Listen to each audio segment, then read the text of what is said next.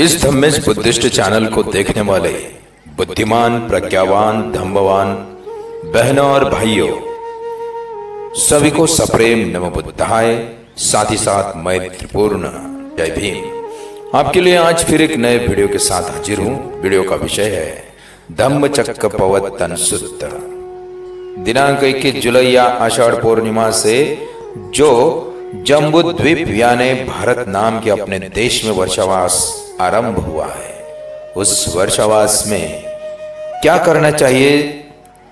कहा जाता है कि परिवार के सभी सदस्य समूह बनाकर तथागत भगवान बुद्ध और विश्वरत्न डॉक्टर बाबा साहब अंबेडकर जी की प्रतिमा को पुष्प सुगंधी पूजा संपन्न करके सामने असनस्थ होकर बाबा साहब द्वारा लिखे गए बुद्ध और उनका धम्म, इस अभ्यासपूर्ण तथा इसी के समान कोई बौद्ध ग्रंथ, बौद्ध साहित्य परिवार के बालक तथा अड़ोस पड़ोस के बालक, युवक, बड़े वयस्क इन सभी ने पढ़ना या पढ़ने वालों की वाणी से श्रवण करना चाहिए, या फिर हिंदी भाषा बोलने या हिंदी भाषा समझने वालों ने बुद्धिस्ट चैनल जैसे कि धम्मेश बुद्धिस्ट चैनल को यूट्यूब पर खोजकर उस चैनल को जो मैंने डिस्क्रिप्शन में दिया है, उस चैनल का नाम यानी हमारा यही चैनल धम्मेश बुद्धिस्ट चैनल तथा अन्य कोई अभ्यासपूर्ण बुद्ध या बौद्ध धम्म की जानकारी देने वाला किसी भी चैनल जो बौद्ध धम्म के बारे में विचार भरी बातें बताता हो उसे श्रवण करे या देख भी सकते हो। अगर मराठी भाषा समझने वाले बौद्ध धम्म से जुड़ी बातों का या वीडियो को देखना चाहते हो तो संगाराम बुद्धिस्ट इस मराठी चैनल को यूट्यूब पर जरूर देख सकते हो। चलो आज की बात को आगे बढ़ाते हुए आज का प्रवचन है, राजकुमार सिद्धार्थ शाक्य को बुद्धत्व प्राप्ति के बाद, सम्यक संबुद्ध होने के बाद अपना प्राप्त ज्ञान लोगों में बांट दूं, इस विचार से प्रेरित होके सिद्धार्थ बोध गया से सारनाथ जा पहुंचे और वहीं पर तथागत ने अपना पहला ज्ञान दान केवल मात्र 5 श्रवणों को सर्वप्रथम धम्मोपदेश के रूप में दिया। वह दिन था आषाढ़ पूर्णिमा। आषाढ़ पूर्णिमा के दिन यानी बुद्धत्व प्राप्ति के 8 सप्ताह बाद भगवान वाराणसी के ऋषिपत्तन बृहदाय यानी आज के विद्यमान सारनाथ में आए। वहां भगवान बुद्ध ने ज्ञान प्राप्ति के बाद का सर्वप्रथम ज्ञानदान पंचवर्गीय भिक्षुओं को सर्वप्रथम धम्मोपदेश रूप में दिया और उन प्रथम 5 श्रमणों के यानी 5 शिष्यों के वे प्रथम गुरु भी कहलाए। इसीलिए इस आषाढ़ पूर्णिमा के पावन दिन को बौद्ध गुरु पूर्णिमा भी कहा जाता है।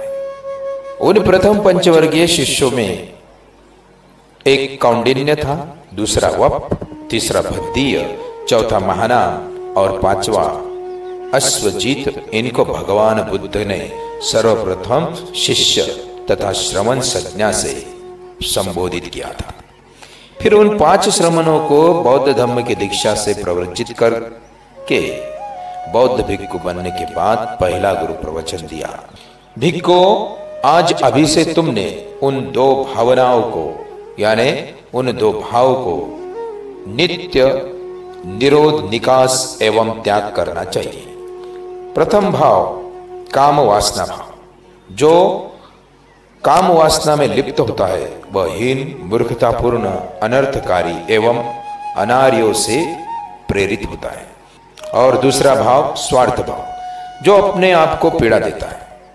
यह दुखपूर्ण, अनर्थकारी, साथ ही साथ अनार्यों से प्रेरित होता है। भिक्षुओं, मैंने उन 2 तृष्णाओं को छोड़ दिया है और मध्यम पटिपदा यानी मध्यम मार्ग को खोज लिया है। ये आंखें देने वाला, ज्ञान कराने वाला शांति के लिए है, अभिज्ञा के लिए है, संबोधि के लिए है तथा निर्वाण के लिए है। क्या है भिक्षुओं मध्यम पटिपदा? एवं अट्टांगिको मग्गो, यह अष्टांगिक मार्ग है। सम्मा दिट्ठी यानी सम्यक दृष्टि, सम्मा संकप्पो यानी सम्यक संकल्प, सम्मा वाचा यानी सम्यक वाणी, सम्मा कमंतो यानी सम्यक कर्म, सम्मा आजीवो यानी सम्यक आजीविका, सम्मा वायाम यानी सम्यक व्यायाम, सम्मा सती यानी सम्यक स्मृति, और 8वां सम्मा समाधि यानी सम्यक समाधि। चत्तारी अरिय सत्यानि, 4 अरिय सत्य। पहला दुख अरिय सत्यम, जन्म भी दुख है, बुढ़ापा भी दुख है, रोग भी दुख है, मरण भी दुख है, अप्रिय से मिलना भी दुख है, प्रिय से बिछड़ना भी दुख है, इच्छा होने पर किसी वस्तु का न मिलना ये भी दुख है। संक्षेप में 5 उपादान स्कंद, रूप, वेदना, संज्ञा, संस्कार और विज्ञान, ये भी दुख है। दुख समुदयम अरिय सत्यम, दुख का कारण तृष्णा है। पहली काम तृष्णा, दूसरी भव तृष्णा, तीसरी विभव तृष्णा। ये राग और प्रीति से युक्त है और मन को विकल्पों में भरमाती है। दुख निरोध परिचय सत्यम, तृष्णा का सर्वदा विराग, निरोध, त्याग, निकास, मुक्ति एवं अनासक्ति है। दुख निरोध गामिनी पटिपदारिय सत्यम, दुख निरोध का मार्ग है। यही अरिय अष्टांगिक मार्ग। प्रज्ञा में सम्यक दृष्टि, सम्यक संकल्प, शील में सम्यक वचन, सम्यक कर्म और सम्यक आजीविका, समाधि में सम्यक व्यायाम, सम्यक स्मृति तथा सम्यक समाधि। 4 अरिय सत्यों का 13 ज्ञान। भिक्खु, ये दुख अरिय सत्य है। ये पहले सुने गए धम्मों में मुझे कई दिखाई सुनाई अपितु पढ़ने में नहीं आया। जिस मध्यम मार्ग धम्म को मैंने खोज निकाला, उसी से मुझे नई दृष्टि वाले आंखें उत्पन्न हुए, प्रज्ञा उत्पन्न हुई, विद्या उत्पन्न हुई, साथ ही साथ आलोक उत्पन्न हुआ। भिक्खु, ये दुख अरिय सत्य परिज्ञयन्ति यानी जानने योग्य है। भिक्खु, ये दुख अरिय सत्य परिज्ञात भी जान लिया गया है। भिक्खु, ये दुख निरोध अरिय सत्य है, ये पहले नहीं सुना गया। भिक्खु, ये दुख का निरोध अरिय सत्य साक्षात्कार सच्ची का तब बनती है, साक्षात्कार करने योग्य है।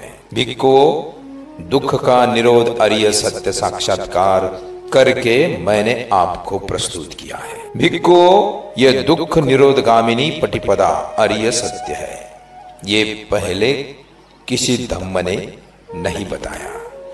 भिक्खु, दुख निरोध गामिनी पटिपदा अरिय सत्य भावना भावे तबंती करने योग्य है। भिक्खु, यह दुख निरोध गामिनी पटिपदा अरिय सत्य भावे तंती हो गया।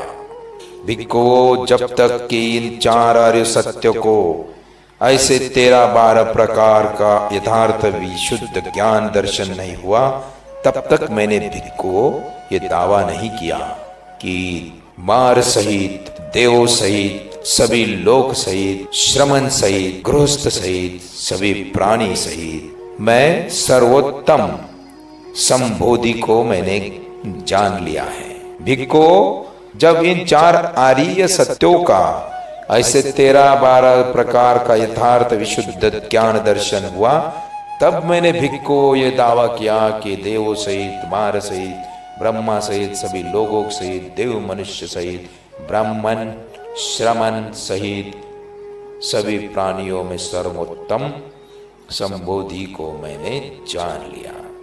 मुझे ज्ञान दर्शन उत्पन्न हो गया। मेरी चेता विमुक्ति अचल है, यह अंतिम जन्म है। फिर अब मैं जन्म भव नहीं हूं, अयमंतिमा जाति नत्थिरानी पुनः भवति। भगवान ने ये कहा। संतुष्ट हो पंचवर्गीय भिक्षुओं ने भगवान के कथन का अभिवादन किया, अभिनंदन किया और इसी का नाम आगे चल के धम्मचक्र पवत्तन सुत्त निठित ऐसे इतिहास में यानी त्रिपिटक में नोंद हो गई। साथियों, दोस्तों, बहना और भाइयों, आज का विषय आपको कैसा लगा एक कमेंट्स में बताना न भूलिए। और अभी तक अगर इस चैनल को सब्सक्राइब नहीं किया हो तो सब्सक्राइब करके सहयोग बढ़ाइए और साथ ही साथ बेल के चिन्ह पर टच करके ऑल करना ना भूलिए। नमो बुद्धाय, नमो धम्माय, नमो संघाय। जय भीम, जय रमाई। साधुवाद, धन्यवाद।